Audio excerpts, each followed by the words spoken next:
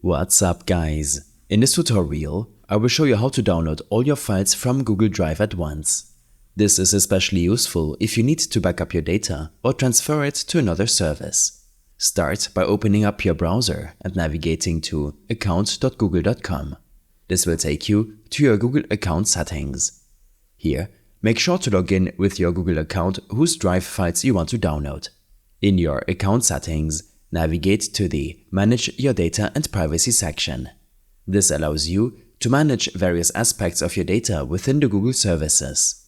Scroll down until you find the Download or Delete Your Data option and choose Download Your Data.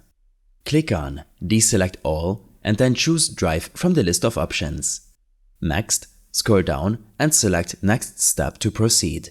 At this point, you'll be asked to choose a destination for your data export. You can select to have the data sent via email or saved directly to another Google Drive, depending on your preference. After selecting your preferred destination, you will need to choose a file size. It's important to select a file size that is larger than the total size of files you have on the drive to ensure they are all saved into a single zip file. Once you've set this up, click on Create Export. The export process will begin, and Google will compile all your files into a downloadable zip file. This might take some time, depending on the amount of data you have stored on your drive.